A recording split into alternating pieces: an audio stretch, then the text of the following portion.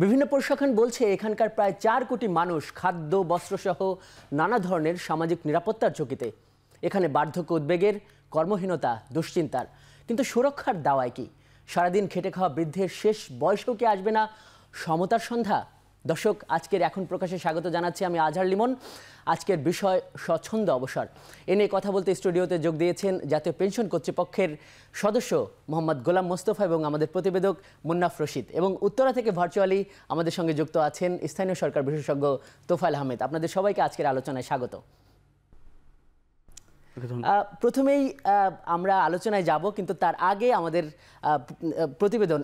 প্রতিবেদক মুন্নাফ রশিদ উনি একটি প্রতিবেদন করেছেন এ নিয়ে। সারাদিন আমরা সেটি প্রচার করেছি, সেই প্রতিবেদনটি দেখে নেই।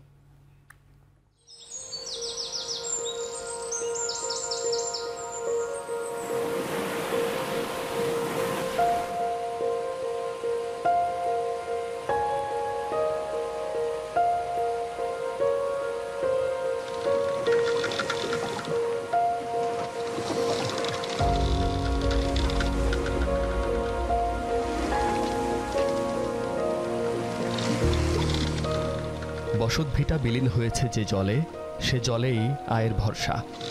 মাঝি ভাসিয়েছে নাও, বৈঠার কলকাকলি আর পানির ছন্দেই এখন জীবনের কোলাহল। তীরে এসে যাত্রীর অপেক্ষায় খেয়াঘাটের মাঝি রুহুল আমিন মাছ ভান্ডারী। 20 বছরের এ নিয়ম, 20 টাকায় খেয়াপাড়ির জীবন। তার কাছে সঞ্চয় বলতে বিলাসিতা, যেখানে সংসারে নিত্য টানাপড়ন। সাত ভাঙ্গলে পড়িয়া এই ঢাকা শহর আইছি উড়োগাড়া লইয়া, আইয়া কোনো কিছু করতে পারি না। এই নৌকো চালাইয়া 200, 300, 400, 500 কামাই করি, এই দিয়া নাতি নেত করলে খাওয়াই, আল্লাহ খাওয়ায়। আজ যদি চালাই থেরি তাই খাইতেরি, আর না চালাইলে তো সেই রকমের টানাটানি আল্লাহ খাওয়ায়।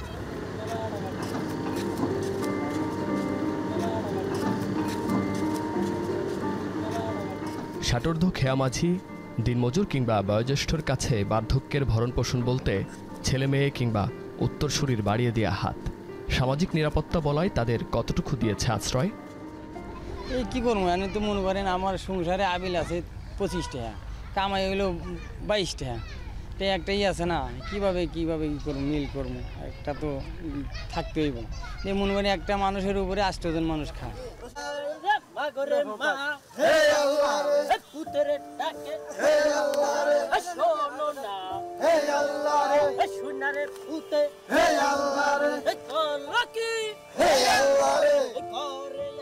মাথায় রাজ্যের দায়িত্ব,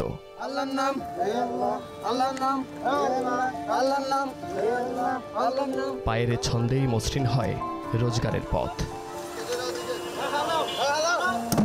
একটা ডিপিএস আছে, তারপরে গরু আছে, গরু পালতা আছি, এমন ইনকাম ওইটা আছে। পরবর্তীতে 2-3 বছরে পরিশ্রম করুম, পরে একটা অন্য চিন্তা ভাবনা, ব্যবসা বাণিজ্য করুম, আর নাইতে বাহিরে যাই।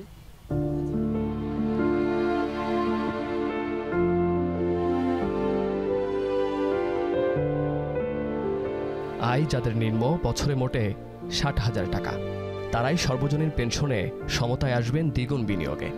1,000 টাকার সঞ্চয়ে অর্ধেক দেবে সরকার। সমতার এ সহজ হিসাব কতটা সহজ নিম্নয়ের মানুষের কাছে? এই বয়সে তো মনে করেন যে আমি কামাই রুজি করে যেটা রাখতে পারুম এটা তো রাখুন, কিন্তু 60 বছরে তো আমার বয়স পড়ে যাব, তখন তো আমি এই কাজও করতে পারুম না, আর ডিপিএস চালাইতেও পারুম না। শুধু নিম্নয়ের মানুষ নয়, সরকারি পেনশন আওতার বাইরে থাকা সকল নাগরিকের জন্য গেল বছর সর্বজনীন পেনশন স্কিম চালু করলেও এখনও সাড়া পড়েনি। জানেন না অনেকেই। যারা জানেন তাদের মধ্যেও রয়েছে আস্থাহীনতা। আর স্বশাসিত, স্বায়ত্তশাসিত, রাষ্ট্রায়ত্ত, সংবিধিবদ্ধ সংস্থার জন্য জুলাই থেকে চালু হতে যাওয়া প্রত্যয় স্কিম বন্ধে ইতোমধ্যে সোচ্চার অনেকেই।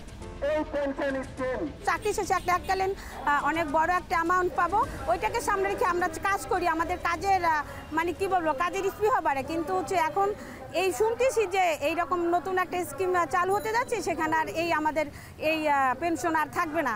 কিন্তু এটা আসলে ঠিক না। প্রশাসন আছে, সামরিক আছে, বিচার ব্যবস্থা আছে, তারা কিন্তু এই পেনশন সুবিধার আওতায় এই প্রত্যয় আসছে না, অথচ আমাদেরকে এদিকে ঠেলে দেওয়া হচ্ছে। আমরা একই বেতন স্কেল ভোগ করছি। তাইলে এটা পরিষ্কার একটা বৈষম্যর শিকার আমরা। দেশের স্বনামধন্য একটি বিশ্ববিদ্যালয়ের আইটি বিভাগে প্রায় 10 বছর ধরে কর্মরত আছেন শেখ আনোয়ারুল ইসলাম। সর্বজনীন পেনশনে নেতিবাচক ধারণার মধ্যেই নতুন বিতর্ক প্রত্যয় স্কিমে। তার কাছে পেনশন মানে চাকরি শেষে একসাথে নির্দিষ্ট অঙ্কের টাকা। দেশে নতুন চালু হওয়া সর্বজনীন পেনশন স্কিম নিয়ে তার ভাবনা কি? চাকরি শেষে একটা সুবিধা পাওয়ার জন্য, এই সুবিধা নিয়ে আমরা যাতে চলে যেতে পারি, বা আমি যদি মারা যাই বা আমার স্ত্রী বা স্বামী সন্তানেরা তারা এই সুবিধাগুলো ভোগ করতে পারে। কিনা স্কিমটা চালু হয়েছে, সেখানে দেখা যাচ্ছে যে অনেক কিছুই পূর্বের যে সুবিধাগুলো ছিল এখন এখানে এসে সেই সুবিধাগুলো কর্তন করা হয়েছে।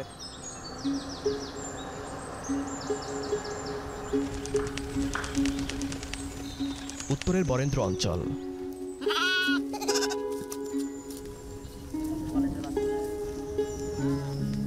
সে মাটি কতটা স্পর্শ করেছে পেনশন স্কিম?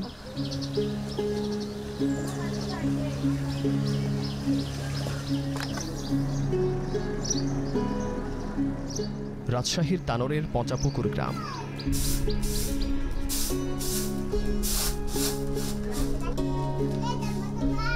দুপুর হয়ে এলো, তাই চাল থেকে পাথর কাকড় বাঁচতে রিনা বিবির এই মগ্নতা। বেছে রাখা চালের সবটুকু পাতিলে না চড়িয়ে এক মুঠো রাখা হলো আলাদা করেই। প্রতিদিনের জমানো এ চাল গুচ্ছ হয়ে অসময়ের অবলম্বন হয় অনটনের সংসারে। চাল যদি না থেকে কার কাছে যাওয়া লাগে না, ওই চাল দিয়ে রান্না করি। এই চালটা যদি 5-6 কেজি হয় তারপরে বিক্রি করে মুরগি কিনি, নাহলে ডিম কিনে মুরগি টুরগি বসাই।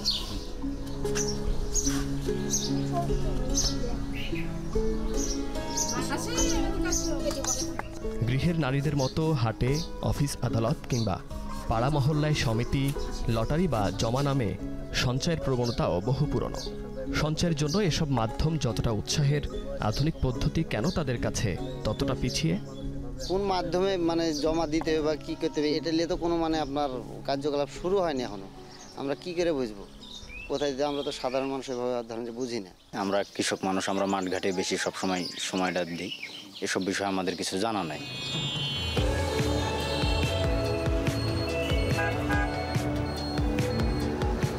এবার জানাবেন প্রতিবেদনের অপর সঙ্গে রাকিবুল হাসান। রাজশাহীতে জাতীয় পেনশন স্কিমের প্রচারণার পর এখানকার ব্যাংকগুলো বলছে এই স্কিমভুক্ত হয়েছে প্রায় 27,000 মানুষ, যেখানে বিভাগে মানুষের বসবাস প্রায় 2 কোটির বেশি। অন্যদিকে 2022 সালের গণশুমারির তথ্য অনুযায়ী রাজশাহীতে নির্ভরতার সংখ্যা 48.89%। যেখানে জাতীয় স্কিমভুক্ত হলে এই নির্ভরতা কমবে, সেখানে কেন বাড়ছে না এই জাতীয় পেনশন স্কিমের সংখ্যা? নতুন একটা জিনিস আসলে এটা আমরা অ্যাকসেপ্ট করতে একটু কিন্তু সময় লাগে। আপনি দেখেন ব্যাংকও কিন্তু একসময় মানুষ টাকা রাখতো না, কিন্তু আজকে দেখেন সবাই কিন্তু ব্যাংকে যাচ্ছে। ইন্স্যুরেন্স কী জিনিস মানুষ বুঝতো না, এখন কিন্তু ইন্স্যুরেন্স আমরা করতেছি। তো নতুন কিছু একটা আসলে কিন্তু আমাদেরকে একটু এক্সপেক্ট করতে একটু সময় তো দিতে হবে। এইসব বিষয়ে আমি এখনো জানি না, আর কার কাছে গেলে জানতে পারবো সেটাও আমি বলতে পারবো না। এটার জন্য যে পাবলিসিটিটার দরকার আমারও মনে হয়েছে সেটার অভাব রয়েছে, কারণ সাধারণ জনগণ এখনও সেইভাবে এটা সম্পর্কে খুব বেশি কিছু জানে না, আমারও অত ভালো করে জানা নেই। রাজশাহী ও বগুড়ায় স্কিম ভুক্তির সংখ্যা বাড়লেও অনেকটা স্থির বিভাগের অন্য 6টি জেলায়, যেখানে সবচেয়ে এগিয়ে সমতা, পর্যায়ক্রমে সুরক্ষা ও প্রগতি, আর প্রবাসী স্কিম তলানিতে, যার গ্রাহক সংখ্যা মাত্র 16। সব মিলিয়ে প্রায় 7 কোটি টাকা জমা হয়েছে পুরো রাজশাহীতে। দেশে বেসরকারি খাতে কর্মরতদের একটি বড় অংশেরই মাসিক বেতন আর উৎসব ভাতা ছাড়া নেই কোনো প্রভিডেন্ট ফান্ড, গ্র্যাচুইটি কিংবা পেনশন সুবিধা। চাকরি শেষে পান না এককালীন কোনো টাকা। শ্রম জরিপ অনুযায়ী দেশে কাজে নিয়োজিতদের 85%ই অপ্রাতিষ্ঠানিক খাতে নিয়োজিত। গবেষণা সংস্থা সিপিডি বলছে দেশের মাত্র 10% বেসরকারি চাকরিজীবীর প্রভিডেন্ট ফান্ড কিংবা গ্র্যাচুইটি সুবিধা রয়েছে। তবুও গেল 10 মাসে জনপ্রিয়তায় পিছিয়ে সর্বজনীন পেনশন স্কিম প্রকল্প, যেখানে বেসরকারি প্রতিষ্ঠানের প্রাতিষ্ঠানিক অংশগ্রহণও নগণ্য। প্রথমে এই পেনশনের ধারণাটা সাধারণ মানুষের মধ্যে স্পষ্ট ছিল না। আমরা যখন এই যে জাতীয় পর্যায়ে কমিটি এবং জেলা উপজেলা পর্যায়ে কমিটি, বিভাগীয় পর্যায়ে কমিটি করে ইতোমধ্যে আমরা 2টা মেলা করেছি, এইটা যদি আমরা কন্টিনিউ করতে পারি তাহলে আমরা দিনের পর দিন আমি মনে করছি যে এই এনরোলমেন্টের হার বাড়তে থাকবে। লোকাল অ্যাডমিনিস্ট্রেশনের একটা অল আউট এফোর্ট শুরু হয়েছে যাতে মানুষের কাছাকাছি যেয়ে তাদেরকে বোঝানো যায়, তাদের কাছে এই মেসেজটা পৌঁছানো যায়, এর থেকে ভালো কোনো স্কিম হবে না। কারণ এই স্কিমে যে টাকা জমা নেওয়া হয় এর কোনো পরিচালন ব্যয় নেই।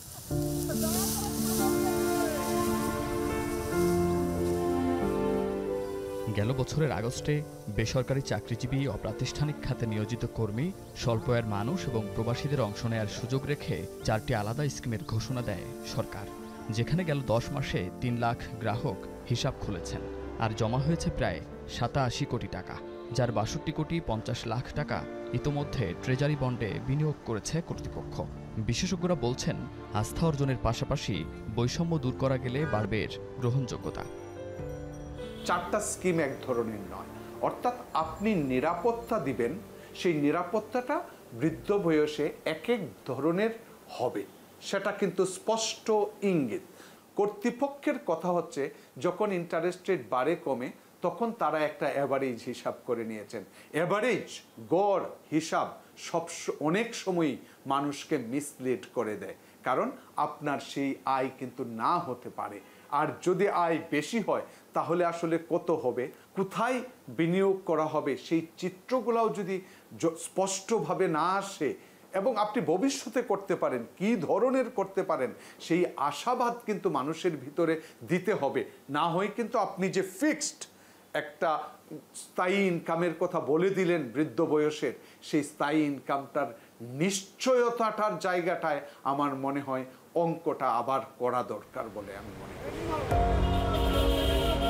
এছাড়া এই স্কিমে সাধারণ নাগরিকের আস্থা অর্জনে আগে সরকারি প্রতিষ্ঠানগুলোকে এর আওতায় আনা দরকার ছিল বলে মনে করেন বিশেষজ্ঞরা। ক্ষুদ্র ঋণ পরিচালনাকারী আর্থিক প্রতিষ্ঠান এবং বাংলাদেশ ব্যাংক বলছে, এই অঞ্চলের গ্রাহকরা নানা ধরনের হিসেব খোলার মধ্য দিয়ে তাদের সঞ্চয়ের পরিমাণ বাড়াচ্ছে। অন্যদিকে জাতীয় পেনশন স্কিম যখন ভবিষ্যতের নিরাপত্তার সঞ্চয়, তখন কেন এর স্কিমভুক্তি বাড়ছে না? এর ব্যাখ্যাতে অর্থনীতিবিদরা বলছেন, পূর্বে বিভিন্ন প্রতিষ্ঠানের এমন পেনশন এবং স্কিম নিয়ে নেতিবাচক প্রভাবই পড়েছে এই স্কিমভুক্তির না হওয়ার সংখ্যা কমানোর ক্ষেত্রে। অন্যদিকে এই স্কিম পরিচালনার ক্ষেত্রে এর প্রচারণার যে কমিটিগুলো রয়েছে তাদের নিষ্ক্রিয়তাও এর কারণ বলে দাবি করছেন তারা। একই সাথে দিনমজুর, সাধারণ নাগরিক, ব্যবসায়ী কিংবা চাকরিজীবী সবার আয়ের উৎস যেমন ভিন্ন, তেমনি সঞ্চয়ের পরিমাণেও থাকে তারতম্য। তবে সঞ্চয়ের চেয়ে এসব মানুষের কাছে বার্ধক্য যতটা চিন্তার, পারিবারিক সহাবস্থান, নিশ্চয়তা আর নিরাপত্তা ঠিক ততটাই ভাবনার।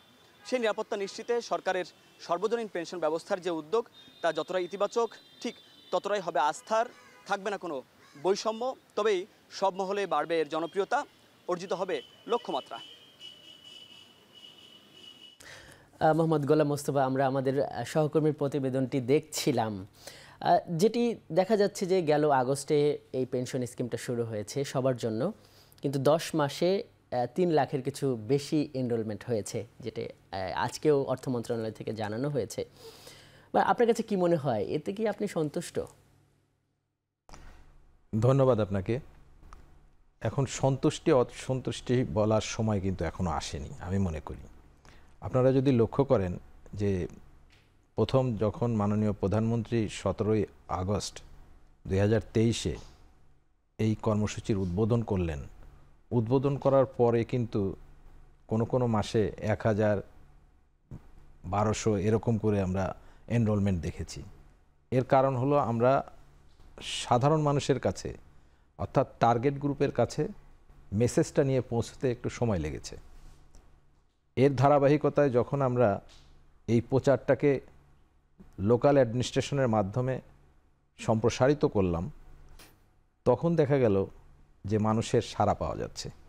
এবং এই সাড়াটা কেমন, যে আমি বলেছি যে কোনো মাসে 1000, 1200 এরকমও হয়েছে, কিন্তু এটা বাড়তে বাড়তে গত মাসে অর্থাৎ মে মাসে, না মে মাসের হিসাবটাই আমরা দেখছিলাম যে 1.5 লক্ষের উপরে, মে মাস পর্যন্ত 1.5 লাখের মতো ছিল। মে মাস পর্যন্ত না, অনলি মে মাসেই, কিন্তু এক মাসের ব্যবধানে সেটি দ্বিগুণ হয়ে গেল। আসলে এর পেছনে কি কাজ করেছে? এক মাসের ব্যবধানে দ্বিগুণ হলো এই কারণে যে আপনি জানেন যে সর্বজনীন পেনশন কিংবা পেনশন এই বিষয়ে সাধারণ মানুষের মধ্যে কিন্তু তেমন কোনো স্পষ্ট ধারণা নাই।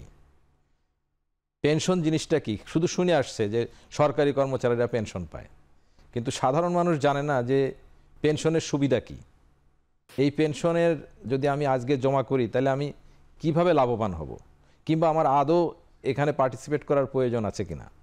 একটা মানুষকে যদি আপনি মেসেজটা নিয়ে যেতে চান কিছুটা সময় লাগে। সেটির জন্য কি 9 মাস মানে একটু বেশি সময় হয়ে যায় না? 9 মাস বেশি সময় না আমি বলি, আপনি যদি উন্নত দেশের দিকে তাকান, আপনার জার্মানিতে এই পেনশন ব্যবস্থাকে সাকসেসফুল করতে 36 ইয়ার্স লেগেছে, জাপানে 33 ইয়ার্স লেগেছে, সবচেয়ে কম সময় লেগেছে দক্ষিণ কোরিয়ায়, তাও 11 বছর। তাহলে আপনি যদি মনে করেন যে বাংলাদেশে যে মাসে আপনি পেনশন স্কিম ঘোষণা করলো তার থেকে পরের মাসেই আপনি আশা যদি করেন আমার টার্গেট ধরেন 10 কোটির মতো মানুষ, তাদের সবাইকে আমরা আপনাদের লক্ষ্যমাত্রা কি? আপনাদের লক্ষ্যমাত্রা কি? এই যে আমাদের লক্ষ্যমাত্রা, আমার এনরোলমেন্ট যত দ্রুত আমরা বাড়াতে পারবো ততই আমরা মনে করব যে এখন পর্যন্ত আমার যদি ভুল না হয় 1% মানুষ এখানে অন্তর্ভুক্ত হয়নি। তো সেই দিকে আপনাদের লক্ষ্যমাত্রা কি? কত শতাংশ কত বছরের মধ্যে হবে বলে আপনি আশা করেন? এখন আপনি যেটা দেখছেন যে এখনও কিন্তু প্রাতিষ্ঠানিক লোকের পার্টিসিপেশন সেভাবে বাড়ে নাই। আমরা যদি প্রগতিতে অগ্রগতি ঘটাইতে পারি, একটা অর্গানাইজেশনে কিন্তু হিউজ পার্টিসিপেশন হবে, তখন কিন্তু জ্যামিতিক হারে বাড়বে। মোহাম্মদ গোলাম মোস্তফা, আপনার কাছে আরও আসবো। আমরা একটু উত্তরা থেকে ভার্চুয়ালি যুক্ত হবেন আমাদের সঙ্গে স্থানীয় সরকার বিশেষজ্ঞ তোফায়েল আহমেদ। স্যার, আপনি আমাকে শুনতে পাচ্ছেন নিশ্চয়ই। আমরা যাদেরকে এই সর্বজনীন পেনশন ব্যবস্থা নিয়ে কথা বলতে শুনেছি তার মধ্যে আপনি একজন। কি মনে হয়, যে স্বপ্ন দেখেছিলেন এই পেনশন ব্যবস্থা কি সেদিকেই যাচ্ছে? ধন্যবাদ। আমি 2012-13 থেকে এই বিষয়ে লেখালেখি করছিলাম। তবে সরকার, বিশেষ করে আমাদের আবুল মাল আব্দুল মুহিত সাহেবের সরকার, উনি যখন ছিলেন অর্থমন্ত্রী, তখন উনি এই বিষয়ে একটু আভাস ইঙ্গিত দিয়েছিলেন। খুব উৎসাহিত হয়েছিলাম। এবং বাংলাদেশ একটা কল্যাণমূলক রাষ্ট্র হওয়ার পথে এই সর্বজনীন পেনশন স্কিম একটা বড় প্রাথমিক পদক্ষেপ, সেই হিসেবে এটা অভিনন্দনযোগ্য। কিন্তু আমার কাছে অনেকগুলো প্রশ্ন রয়ে গেছে। সেটা হচ্ছে কত কভারেজ হচ্ছে, কত লোক বাড়ছে সেটা না, পেনশনের যে সাধারণ নিয়ম নীতি এটা তার ঠিক ওইভাবে অগ্রসর হয়নি। এটা মূলত এক ধরনের ডিপোজিট পেনশন স্কিম বা এক ধরনের ইন্স্যুরেন্সের প্রিমিয়াম, এরকমভাবে এটা গেছে। কিন্তু পৃথিবীর উন্নত দেশগুলোতে পেনশনের সাথে ট্যাক্সের, ইনকাম ট্যাক্সের একটা রিলেশনশিপ থাকে। আমাদের এখানে পেনশনের সাথে ইনকাম ট্যাক্সের কোনো রিলেশনশিপ না থাকাতে পেনশনটা অনেক বৈষম্যমূলক এবং অনেক রকমের বিভিন্নজন বিভিন্নভাবে পেনশনের একটা বিষয় দাঁড়িয়ে যাচ্ছে। যে আমার প্রস্তাব ছিল বিশেষত যে আপনি পেনশনটাকে ইনকাম ট্যাক্সের সাথে রিলেট করেন, ইনকাম ট্যাক্স দেয়ারকে পেনশন এন্টাইটেলমেন্ট দেন। প্রথম দিকে হয়তো বেশি লোক পাবেন না, বেশি লোক হবে না, কিন্তু এটা সময় নেবে। পৃথিবীর অনেক উন্নত দেশে সময় নিয়েছে। কেন? কারণ সব লোক ট্যাক্স নেটের আওতায় আসে না। ট্যাক্স নেটের আওতায় যারা আসে না তাদেরকে কীভাবে পেনশন দেওয়া হবে তারও একটা নীতিমালা থাকে। যদি আমরা পেনশনের সাথে ট্যাক্সের সম্পর্ক করতাম তাহলে যেটা আমরা করতে পারতাম, তাহলে তো আমাদের এনবিআর এর ক্ষেত্রে বা রাজস্ব আয়ের ক্ষেত্রে যেই চ্যালেঞ্জটা প্রতি বছরই করা হয় বা যেই সংকটটা, যে আমাদের দেশের কর জিডিপি লক্ষ্যমাত্রার একটা সংকট আছে, মনে করা হয় যে আমাদের এই রাজস্বর মাত্রা আরও বাড়ানো উচিত। তাহলে তো রাজস্ব আয়ের ক্ষেত্রেও একটা নতুন দুয়ার খুলে যেত, কারণ তখন আরও মানুষ বেশি ট্যাক্স দিতে চাইতো। এর কারণ তাহলে সে সর্বজনীন পেনশনের একটা সুবিধা পাবে। এক্স্যাক্টলি ওই জিনিসটাই আমি বলতে চাচ্ছি। কারণ হচ্ছে এখন যারা ট্যাক্স পেয়ার তারা কিন্তু সরাসরি ট্যাক্সের কোনো বেনিফিট পান না। সুতরাং যখন আপনি ট্যাক্সের সাথে পেনশনকে যুক্ত করতেন এবং প্রপোর্শনালি ট্যাক্সের সাথে পেনশনের পরিমাণও বাড়তো, তখন কিন্তু ট্যাক্স দেওয়া এবং ওই ট্যাক্সের নেটের আওতায় বেশি মানুষ আসতো। তো এতে সময় লাগতো। প্রথমত তো আমার এখানে এখন 30 লাখের মতো মানুষ ট্যাক্স দিচ্ছে। এটা হয়তো তার পরের বছর হয়তো 40 হলো, 50 হলো, এটা হয়তো তারপরে বাড়তো, আস্তে আস্তে বাড়তো। এবং এমন একটা নীতি করতে পারতেন আপনি প্রত্যেক নাগরিককে, যাদের আইডি কার্ড আছে, ন্যাশনাল আইডি আছে, তাদেরকে কোনো না কোনোভাবে একটা ট্যাক্স আইডি নিতে হবে। ট্যাক্স আইডি নিয়ে তাদেরকে কিছু না কিছু একটা ট্যাক্স দিতে হবে। তাহলে এখন যে ট্যাক্স দিচ্ছেন না তা না, এখন হয়তো সেটা প্রত্যক্ষভাবে দিচ্ছেন না, ভ্যাট হিসেবে দিচ্ছেন, অন্যভাবে দিচ্ছেন, সেগুলো দিচ্ছেন। সেজন্য আমি যেটা বলবো, মৌলিকভাবে পেনশন নীতির জন্য মৌলিকভাবে যেটা প্রয়োজন, একটা ট্যাক্স আইন কাঠামো এবং একটা সাংগঠনিক কাঠামো, যেটা অলরেডি আছে, একটা পেনশন কর্তৃপক্ষ গঠিত হয়েছে। তারপরে হচ্ছে অর্থায়ন ব্যবস্থাটা। অর্থায়ন ব্যবস্থাটা মূলত এনবিআর নিয়ন্ত্রিত ট্যাক্স সিস্টেম থেকে আসতে হবে, তাহলে এটা সর্বজনীন পেনশন স্কিম হয়। এখন প্রথমে ফান্ডটা ক্রিয়েট করতে হবে। একটা ফান্ড ক্রিয়েট না করে আমি পেনশন চালু করে দিতে পারবো না। সেজন্য হয়তো এটা কয়েক বছর সময় নিয়ে ফান্ড ক্রিয়েশন করতে হতো। ফান্ড ক্রিয়েশন করার পরে এবার আমি ধাপে ধাপে কীভাবে পেনশন দেবো, মনে করেন প্রথম ধাপে ধরলাম আমি যারা 60 বছর অতিক্রম করছে, লাস্ট 10 ইয়ার্সের ট্যাক্স দিয়েছে, আমি তাদেরকে প্রথমে টেনশনের মধ্যে আনলাম। হ্যাঁ, তার পরবর্তী সময় থেকে শুরু হবে এটা আস্তে আস্তে আস্তে আস্তে। স্যার, তার মানে কি এই যে স্কিমটা যেটা অনেক বেশি জনপ্রিয় হতে পারতো, সেই জায়গায় কি স্যার আপনার কাছে মনে হয় যে একটু তাড়াহুড়াই করা হয়েছে? এখন যেটা করা হয়েছে সেটাও ঠিক আছে। এটা যেটা আছে, এটা যারা ইনকাম থেকে যারা জমা করতে চান তারা করবেন। এটা পেনশনের না হয়েও এটা হবে সাধারণত একটা ডিপোজিটের মতো, পেনশন স্কিমের মতো, অথবা একটা ইন্স্যুরেন্সের মতো। কিন্তু এটা জাতীয় যে নাগরিক পেনশন, যেটা সার্বজনীন নাগরিক পেনশনের বিকল্প হতে পারবে না এটা। স্যার, আপনার কাছে আবারও আসবো। আমাদের সাথে আমাদের সহকর্মী মুন্নাফ রশিদ আছেন। অনেক প্রশ্ন আপনার কাছে আছে। আপনি আপনার রিপোর্টে বলেছেন সঞ্চয় নামের বিলাসিতার এই সময়ে সার্বজনীন পেনশন। এই যে সার্বজনীন পেনশন নিয়ে এই মূল্যস্ফীতির বাজারে মানুষ আসলে আরও কি মনে করছে, যেটি আপনি আপনার প্রতিবেদনে দেখাননি, সেই উত্তর আমরা জানবো কিন্তু বিরতির পর। দর্শক, নিচ্ছি ছোট্ট একটি বিরতি, ফিরছি কিছুক্ষণ পর।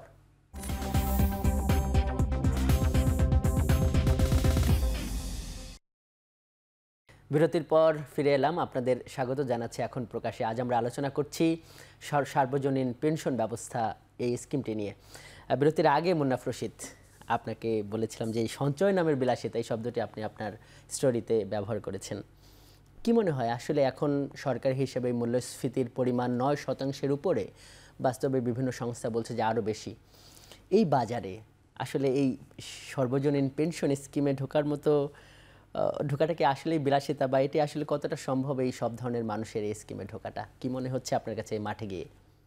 বিলাসিতা বলতে সেখানে আমি যাদের সাথে কথা বলেছি, রিপোর্ট করতে যে যাদের সাথে কথা বলেছি, অনেকটা নিম্ন শ্রেণীর মানুষ, এবং তাদের প্রতিদিনের ইনকামের উপরেই নির্ভর করে তাদের জীবন চলার পথ। যেদিন ইনকাম করেন, যেদিন আয় রোজগার হয়, সেদিন তারা সে টাকা দিয়ে কেনাকাটা করেন, বাজার সদাই করে বাসায় যে সেটার উপরে নির্ভর করে এক কথায়। তো তারা যেটি বলছে যে মানে এই যে পেনশন স্কিমের সবথেকে নিম্ন শ্রেণীর যারা, একদম কম আয় যাদের, বছরে 60,000 টাকা, তাদেরকে সমতা নামে একটি স্কিম রয়েছে, সমতার মধ্যে নিয়ে আসবে। তো এই যে 60,000 টাকা স্কিম আছে, তাই না? প্রবাস, প্রগতি, সুরক্ষা এবং সমতা হচ্ছে 60,000 টাকা মানে বছরে যাদের ইনকাম। তো এই যে শ্রেণী রয়েছে 60,000 টাকার নিচে বা 60,000 টাকার মধ্যে যাদের আয় হয় বছরে, বাৎসরিক, তো তাদের সাথে আমি কথা বলে যেটা জেনেছি যে তারা অনেকটা, তাদের কাছে উদ্বৃত্ত কোনো পয়সা থাকে না।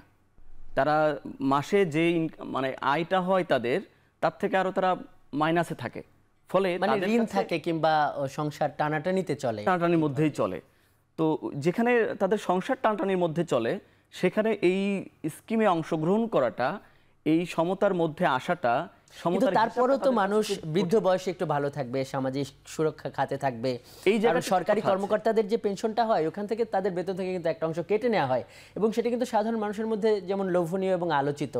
তো বৃদ্ধ বয়সে আমার কি হবে, এর জন্য তো মানুষ অনেক সঞ্চয় করে, কিন্তু সেইখানে কি দুর্বলতা মনে হয়েছে? সেখানে দুর্বলতা, এই সার্বজনীন পেনশনে কেন এই সাধারণ মানুষ আগ্রহ দেখাচ্ছে না? এখানে যারা আগ্রহ দেখাচ্ছে না তাদের একটি বড় অংশের কথা হচ্ছে যে 60 বছর পর্যন্ত আমাকে এটা টেনে যেতে হবে, অর্থাৎ স্কিমে আপনাকে বিনিয়োগ করে যেতে হচ্ছে। যদিও যা দিচ্ছে তার ডাবল দিচ্ছে সরকার, অর্থাৎ 1000 টাকা রাখলে সেখানে আরও 1000 টাকা সরকার দিচ্ছে, সমতার ক্ষেত্রে শুধুমাত্র। তো সেই জায়গাটায় ওরা যারা 60,000 টাকার নিচে যাদের আয় বছরে, তারা বলছে যে আমি 60 বছর পর্যন্ত এটা আমি তো কন্টিনিউ করতে পারবো না। তাদের বক্তব্য যে আমি তো এখন আমি বার্ধক্যে এখনও যাইনি, 40 বছর বয়স, 45 বছর বয়স পর্যন্ত আমি সর্বোচ্চ ভালো কাজ করতে পারবো, এরপরে তো আমার বয়স হয়ে যাবে, আস্তে আস্তে আমি বার্ধক্যের দিকে যাব, তখন তো আমি এই স্কিমটা টেনে নিয়ে যেতে পারবে কিনা শেষ পর্যন্ত, সেটা তাদের কাছে একটি প্রশ্ন। মুন্নাফ, ধন্যবাদ আপনাকে। মোহাম্মদ গোলাম মোস্তফা, আমাদের স্থানীয় সরকার বিশেষজ্ঞ, ওনারও অনেকগুলো কথা আছে, আমাদের প্রতিবেদকও বললেন। আপনার কাছে যেটি মনে হয় যে এই যে মানে এখানে আকর্ষণীয় কিছু নেই, কিংবা আমাদের তোফায়েল আহমেদ স্যার উনিও বললেন যে এটি এই যে পেনশনটি চালু আছে এখন সরকারিভাবে, কিংবা সাধারণ যে ডিপোজিট ইন্স্যুরেন্সগুলো বিমার থেকে খুব ওই পেনশনের মতো নয়, যেমন আবার বিমার থেকে কিন্তু খুব বেশি আলাদা নয় একটা সাধারণ ডিপোজিটের থেকে। আবার কিন্তু এটিও আমরা দেখছি যে সার্বজনীন পেনশনের মধ্যে সরকারি কর্মকর্তারাও ভবিষ্যতে আস্তে আস্তে আসবেন, কিন্তু সেইখানে সরকারি বিভিন্ন সংস্থা আবার প্রতিবাদও করছে। এই যে কারোর কাছেই যে পৌঁছতে পারছে না, এইটা কি এর কি উত্তর দেবেন আপনি? ধন্যবাদ আপনাকে। আপনি বেশ কিছু কথা আসছে, যেমন মুন্নাফ সাহেব যেটা বললেন, আসলে সমতা স্কিম কিন্তু টোটাল অঙ্কটাই 5,000, একটাই থ্রেশহোল্ড 1,000। 1,000-এর মধ্যে 500 টাকা ব্যক্তি দিবে, 500 টাকা সরকার দিবে যাদের 60,000-এর কমে ইনকাম। এখন মাসে 500 টাকা হলে প্রতিদিন কত হয়? 20 টাকারও কম। আপনার মধ্যে সঞ্চয় প্রবণতাটা যদি গড়ে ওঠে, আপনার যদি মনে হয় যে আমি 60 বছর বয়সে একটা সিকিউরড জীবনযাপন করতে চাই, তাহলে দৈনিক 20 টাকা রাখা খুব বেশি কঠিন হবে বলে আমার কাছে মনে হয় না। আপনারা আপনাদের প্রতিবেদনেই দেখিয়েছেন যে আগে মুষ্টির চাল রাখতো, সেটা দিয়ে কিন্তু অনেক কিছু করতো গৃহিণীরা গ্রামে। তো এখন যদি এই জিনিস মানুষের মধ্যে আমরা ঢুকাতে পারি, তাহলে সমতায়ও দেখবেন ব্যাপক আকারে বাড়বে, 1 নাম্বার। 2 নাম্বার হলো আর একটা কথা যেটা তোফায়েল সাহেব বলার চেষ্টা করেছেন, যে ট্যাক্সের সাথে এটা একটা লিঙ্ক করা। আপনি বলেছেন প্রথমে যে আমাদের এনরোলমেন্টের বিষয়ে, আমাদের ট্যাক্স পেয়ার কত? Around 30 lakh. Tax GDP ratio কি? অ্যারাউন্ড 9। তাহলে পরে আপনি ট্যাক্সের সাথে যদি লিঙ্ক করেন, এটা কত সময়ের মধ্যে আপনি কাঙ্ক্ষিত জায়গায় পৌঁছাতে পারবেন আমি জানি না। আর একটা ইস্যু বলি, সেটা হলো আমাদের এটাও তো ঠিক যে অনেক মানুষ করের আওতার বাইরে আছে। আমি বলি আপনাকে, আমাদের এই স্কিমটা কিন্তু সর্বজনীন নাম হলো কেন? কেন এটার নাম সর্বজনীন? আমরা প্রথমে কি করেছি? 4টা স্কিম ঘোষণা করেছি। 4টা স্কিমের মধ্যে কারা ছিল? আমরা প্রথমেই ধরেছি যে কারা পেনশন সিস্টেমের মধ্যে আছে। তারা কিন্তু একটা সিস্টেমে আছে। সরকারি কর্মচারী, স্বায়ত্তশাসিত রাষ্ট্রায়ত্ত প্রতিষ্ঠানের কর্মচারী, এরা পেনশন সিস্টেমে আছে। তাদেরকে আমরা প্রথমেই কিন্তু টাচ করি নাই। আর একটা গ্রুপ আছে, সেটা সামাজিক পেনশনের আওতায় আছে, অর্থাৎ সোশ্যাল সেফটি নেটে যারা লাইফ সাইকেল অ্যাপ্রোচে পায়, এটাও কিন্তু ওয়ান কাইন্ড অফ পেনশন, এটাকে সোশ্যাল পেনশন বলে। এই 3 ক্যাটাগরিকে যদি বাদ দেই, বাকি যারা ছিল তাদের সবাইকে কিন্তু আমরা স্কিমে ঢোকার সুযোগ দিয়েছি, বয়স নির্বিশেষে। 18 থেকে ঊর্ধ্বে যে কোনো বয়সে কিন্তু পেনশন স্কিমে ঢুকতে পারত। তাহলে যারা পেনশন পায় তাদেরকে আলাদা রেখে বাকিদেরকে যখন ঢোকার সুযোগ দিয়েছি, কেউ বলতে পারছে না আমি excluded. This is why it is সর্বজনীন। দুইজনের এই দুই ধরনের পেনশনের মধ্যে তো পার্থক্য। আচ্ছা, আমি ওখানে যাচ্ছি। এখন আমাদের এখানে যে মোহাম্মদ গোলাম মোস্তফা, আমরা আপনার উত্তরটি শুনবো, কিন্তু আরেকটি বিরতির সময় এসেছে। দর্শক, আপনারা দেখছেন এখন প্রকাশ, বিরতি নিচ্ছি, ফিরে আসছি কিছুক্ষণের মধ্যে।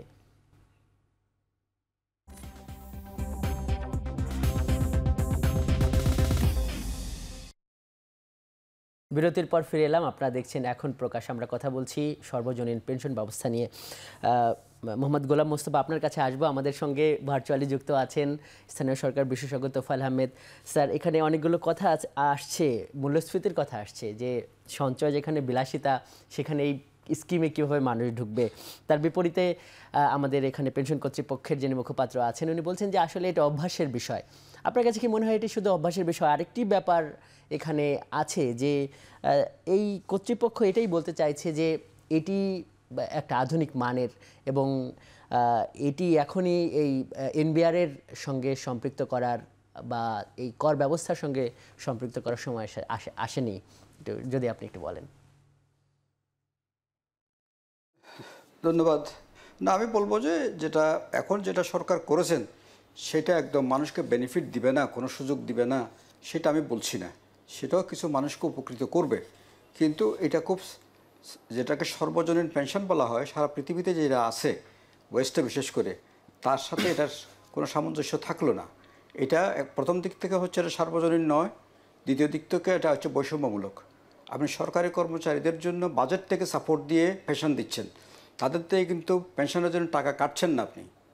আর এদিকে আপনি যারা ট্যাক্স দিচ্ছে, যেমন ধরেন একজন বেসরকারি কর্মচারী অথবা একজন বেসরকারি স্বনিয়োজিত পার্সন, ওনার বয়স ধরেন এখন 60 হয়ে গেছে, উনি হয়তো ধরুন 20 বছর ট্যাক্স দিয়েছেন, তাহলে ওনার কি বেনিফিট? ওনারা তো কিছু দিচ্ছেন না। এরকম আরও আছে অনেকে, যে সেজন্য যারা ট্যাক্স দিয়েছেন তারা কিন্তু কোনো বেনিফিটের আওতায় আসছেন না। আপনি যদি সরাসরি, যেমন এটা এখন 4টা বিভিন্ন ধরন করেছেন, 5টা বা 6টা সরকারি কর্মচারীদের একটা পেনশন, সোশ্যাল পেনশন এবং 4টা নতুন পেনশন সিস্টেম, তার সাথে যদি ট্যাক্স পেয়ারদের জন্য এটাকে অ্যাড করতেন, তাহলে কিন্তু এটা একটা সামগ্রিক রূপ পেয়ে যেত। স্যার আপনাকে একটু থামাতে চাই স্যার, আমরা এটা কেন করা হলো না, আমরা একটু পেনশন কর্তৃপক্ষের যিনি মুখপাত্র আছেন ওনার কাছে এর উত্তরটা একটু জানি, যে এই যে স্যার প্রশ্নটি তুললেন, এই একটা বৈষম্য, সরকারি কর্মকর্তাদের টাকা দেওয়া হচ্ছে বাজেট থেকে, কিন্তু এখানে নতুন করে আবার স্কিমে জমা রাখতে হচ্ছে, তাদের কাছ থেকে টাকা নেওয়া হচ্ছে। স্যার যে বৈষম্যটির প্রসঙ্গটা তুললেন, এর উত্তরে কি বলবেন আপনি? আমরা দেখেন পেনশন ব্যবস্থা আমাদের দেশে যেটা যাবৎ প্রচলিত ছিল, সেটাকে আমরা বলি পেনশনের ভাষায় ডিফাইন্ড বেনিফিট আনফান্ডেড পেনশন সিস্টেম। এর কোনো ফান্ড ছিল না, বাজেটারি অ্যালোকেশনের থেকে পে অ্যাজ ইউ গো সিস্টেমে ব্যয়টা মেটানো হয়। এর সাস্টেনেবিলিটির বিষয়ে আপনি কোশ্চেন করতে পারেন। এই জন্যই কিন্তু এখানে রিফর্মের প্রশ্ন আসছে। পেনশনের ক্ষেত্রে সিস্টেমেটিক রিফর্মে সরকার হাত দিয়েছে। সিস্টেমেটিক রিফর্ম কি? আমরা এই আনফান্ডেডটাকে ফান্ডেড করতে চেয়েছি, আর ডিফাইন্ড বেনিফিট সিস্টেমটাকে ডিফাইন্ড কন্ট্রিবিউটরিতে নিয়ে যেতে চেয়েছি, এবং ধারাবাহিকভাবে দেখবেন যে উইদাউট কন্ট্রিবিউশন কোনো কমিউনিটি পেনশন পাবে না, সরকারি কর্মকর্তারাও একসময় হয়তো পাবে না, এটা সময় লাগবে। তাহলে পরে এই যে রিফর্ম, এটা কিন্তু huge reform in pension sector. এই রিফর্মটাকে যদি সামনে এগিয়ে নেওয়া যায়, আর আরেকটা জিনিস সবসময় আমরা মনে রাখব যে পেনশন কোনো স্ট্যাটিক জায়গায় থাকে না। আপনি বিশ্বের বিভিন্ন জায়গায় দেখবেন সময়ের পরিপ্রেক্ষিতে এখানে রিফর্ম আনতে হয়। প্রত্যয়ের ক্ষেত্রেও যেটি মানে দেখলাম আমরা, যে সেখানে কিন্তু আপনারা সামরিক বাহিনী, প্রশাসন, বিচার ব্যবস্থা, এরকম কয়েকটি দিককে, ক্ষেত্রকে আলাদা রেখেছেন। তো এর কারণ কি? আচ্ছা, প্রত্যয়ের ক্ষেত্রে শুরু হচ্ছিল, সবাইকে নিয়ে শুরু হওয়ার ক্ষেত্রে চ্যালেঞ্জ কি বা আপনাদের ভয় কোথায়? না, প্রত্যয়ের ক্ষেত্রে আমি পরিষ্কারভাবে যেটা বলতে চাই সেটা হলো, আমাদের দেশে প্রায় 400টা স্বশাসিত স্বায়ত্তশাসিত প্রতিষ্ঠান আছে। এই 400 প্রতিষ্ঠানের মধ্যে 85টার মতো পেনশন সিস্টেমে আছে, বাকি 300-র উপরে কিন্তু সিপিএফ অর্থাৎ কন্ট্রিবিউটরি প্রভিডেন্ট ফান্ড সিস্টেমে আনুতোষিকের মধ্যে আছে। তার মানে এই 300-র উপরে যে অর্গানাইজেশন আছে তাদেরও তো দাবি আছে যে আমি বাকি 85টার মতো পেনশন সিস্টেমে যাব। এই পেনশন চালানোর জন্যে সরকার যদি বাজেটারি অ্যালোকেশন দেয়, তাহলে পরিচালন ব্যয় যেটা সরকারের পেনশনের ক্ষেত্রে যদি হিউজ বাড়ে, তাহলে পরে কি সেটা সাস্টেনেবল হবে? এই যুক্তিটাও কিন্তু আমাদের মেনে নিতে হবে যে আমরা একটা সাস্টেনেবল পেনশন সিস্টেম চাই। সরকারও চায় যে ওয়েলফেয়ার এনশিওর করা লাগবে। সরকার এটা অবশ্যই চিন্তা করছে যে তার জনগণ যেটা আছে তাদেরকে একটা ওয়েলফেয়ার স্টেটের ধারণায় নিয়ে যেতে হবে, কিন্তু পাশাপাশি আবার আপনার সামর্থ্যের কথাও দেখতে হবে, সেটাও দেখতে হবে। মোহাম্মদ গোলাম মোস্তফা, আমরা শেষবারের মতো তোফাল আহমেদ স্যার আপনার কাছে আসতে চাই। কষ্ট করে আমাদের সঙ্গে যুক্ত হয়েছেন, আপনার কাছে কি মনে হয় কেমন হলে ভালো হতো? না, আমার কাছে মনে হচ্ছে যেহেতু একটা সরকার চালু করে দিয়েছে, এটাকে আমি মাঝপথে বন্ধ করতে বলছি না। এখন এটাকে আবার সর্বজনীন পেনশনও বলা যাচ্ছে না। সেই জন্য উনি যে কথা বাধা কোথায় স্যার? বাধা কোথায় সর্বজনীন পেনশন বলতে? বাজেট থেকে সাপোর্ট দিয়ে পেনশন করবে কোনোভাবে সাস্টেনেবল করা যাবে না। বাজেট পেনশনের আলাদা ফান্ড লাগবে, সেই ফান্ডটা কোত্থেকে আসবে? সেই ফান্ড এখন যেমন ধরেন সরকারি কর্মচারীদেরকে আরও বহুদিন ধরে আপনার বাজেট সাপোর্ট দিয়ে পেনশন দিতে হবে, কারণ যেভাবে করা হচ্ছে তাদের থেকে পেনশনের কোনো কন্ট্রিবিউশন নেওয়া হয় না, এইটা সমর্থনযোগ্য নয়। দ্বিতীয়ত হচ্ছে ট্যাক্সের সাথে পেনশনকে রিলেট করে আরেকটা পেনশন সিস্টেম আপনাকে পাশাপাশি ভাবতে হবে, কারণ ট্যাক্স পেয়াররা কিছু তো পাচ্ছেন না। ট্যাক্স পেয়ার যারা, তাদেরকে যদি আপনি কোনো ইনসেন্টিভ সিস্টেমে না আনেন তাহলে ট্যাক্স নিরুৎসাহিত হবে, ট্যাক্স বেস বাড়বে না। সেজন্য ট্যাক্স ফান্ড থেকেও কিন্তু একটা ফান্ড, পেনশন ফান্ড গড়ে উঠুক। আর যদি যারা এই স্কিমে আসতে চান তারাও আসুক, কোনো সমস্যা নেই। আর এখন যে প্রগতি এবং প্রত্যয় এইসবের মধ্যে কিন্তু সরকারি কর্মচারীদেরকে তাদের চাকরি নিয়োগের শর্ত হিসেবে কিন্তু আপনি বাধ্য করতে পারবেন, কিন্তু বাকি যে দুইটা আছে তাদেরকে কিন্তু বেশিরভাগ ক্ষেত্রে আনা যাবে না। এটা একটা সমস্যা দেখা দিবে, কারণ সরকারি চাকরি যারা করবেন তাদেরকে যখন সরকার নিয়োগের সময় শর্ত দিবে তারা আসতে বাধ্য হবে, তারা আসবে। কিন্তু যারা সরকারি চাকরি করবেন, বেসরকারি চাকরি থাকবে কিন্তু আপনার ট্যাক্স পেয়ার, তাদেরকে এর মধ্যে আওতায় আনার জন্য একটা উপায় উদ্ভাবন করার চিন্তা করুক সরকার, তাহলে এটা সর্বজনীন হয়ে যাবে। স্যার অনেক ধন্যবাদ। সরকার এর মধ্যে বলেছে যে নতুন যারা এই সরকারি চাকরিতে আসছেন তাদেরকে এই সুবিধার মধ্যে আনবেন। আমরা আলোচনা করছি দর্শক সর্বজনীন পেনশন ব্যবস্থা নিয়ে। আমরা বিরতি নিচ্ছি, ফিরছি কিছুক্ষণ পরেই।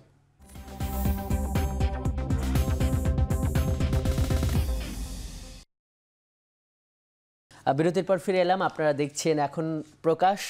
আজকে আমরা আলোচনা করছি সার্বজনীন পেনশন ব্যবস্থা নিয়ে। আমরা একদম শেষ প্রান্তে। মোহাম্মদ গোলাম মোস্তফা, আপনার কাছে জানতে চাই, এই যে অনেক বিষয় আসছে যে আলাদা আরেকটি পেনশন স্কিম করা যায় কিনা, বিশেষ করে ট্যাক্স পেয়ার যারা আছে, যারা কর দিচ্ছে, আমাদের মোহাম্মদ তোফায়েল আহমেদ উনি আরও অনেক কিছু বিষয় বললেন।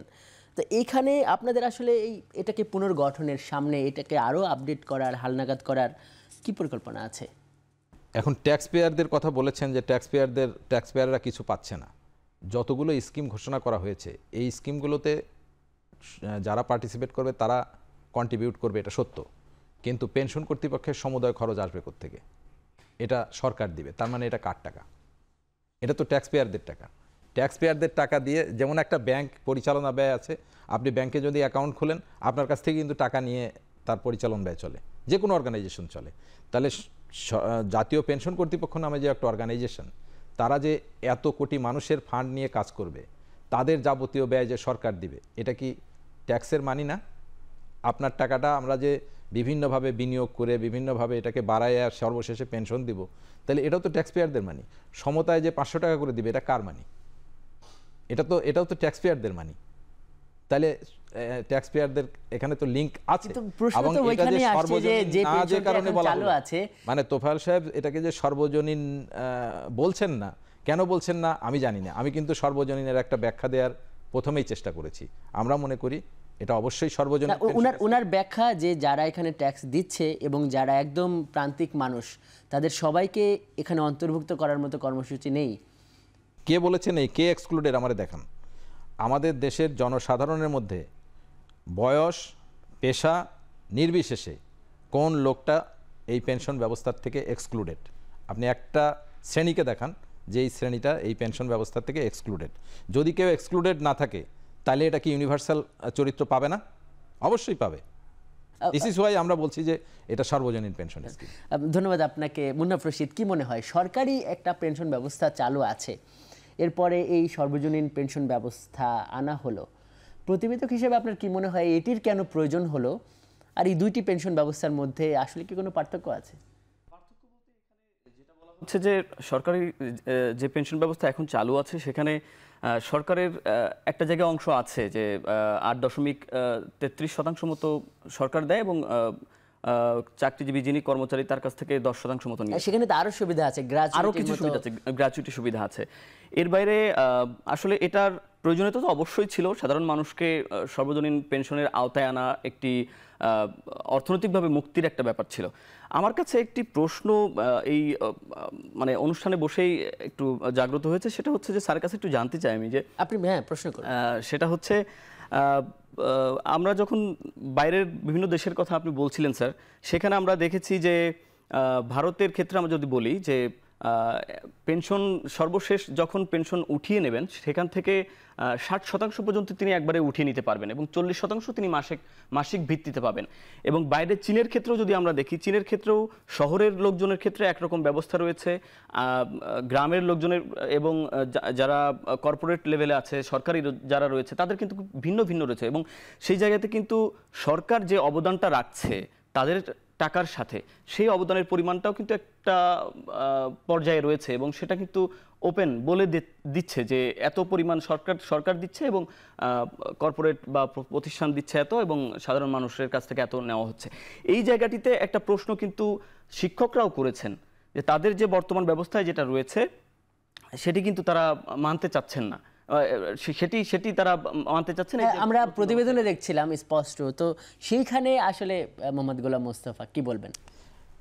প্রথমে আমি এ বিষয়ে বলতে চাই, সেটা হলো এখন যারা কর্মরত আছেন তাদেরকে কিন্তু কোনোভাবেই এই নতুন যে প্রত্যয় স্কিম তা এফেক্টেড করে না, অর্থাৎ তারা তো এটার বিরোধিতা করছে। আমি বলি 30শে জুন পর্যন্ত যারা যোগদান করবেন তারা কিন্তু আগের সিস্টেমেই থাকবেন। এখন প্রশ্ন হলো যে এই সিস্টেমে কেন আমি থাকতে চাই? এই সিস্টেমে আমার কোনো চাঁদা দেওয়া লাগে না। যারা প্রত্যয় আসতে চান না তাদের কোনো চাঁদা দেওয়া লাগে না, সরকারি বাজেটারি অ্যালোকেশন থেকে এই টাকাটা দেয়া হয়। আর আরেকটা ইস্যু আছে যে স্বশাসিত স্বায়ত্তশাসিত প্রতিষ্ঠান, আমি আগেই বলেছি যে অধিকাংশই পেনশনের আওতায় নেই, তারাও কিন্তু পেনশনে আসতে চায়। সরকার কিন্তু সবার জন্যই সরকার। স্বায়ত্তশাসিত প্রতিষ্ঠান 310টাকে বাদ দিয়ে 85টা নিয়ে কিন্তু সরকার না, এই 400 অর্গানাইজেশনকে কর্মচারীকেই কিন্তু সরকারকে দেখতে হয়। তখন সরকার চিন্তা করেছে যে আমরা যদি ইউনিফর্ম একটা জায়গায় যাই এবং যারা এখন আছে একদম শেষ। আর মনাফ সাহেব যেটা বলেছেন, সরকারি কর্মচারীর সংখ্যা 11 থেকে 12 লক্ষ, পেনশনার যারা পেনশন পায় 7.5 লক্ষ, আর স্বায়ত্তশাসিত প্রতিষ্ঠানে যারা আছে তাদের সংখ্যা অ্যারাউন্ড 3.5 লক্ষ।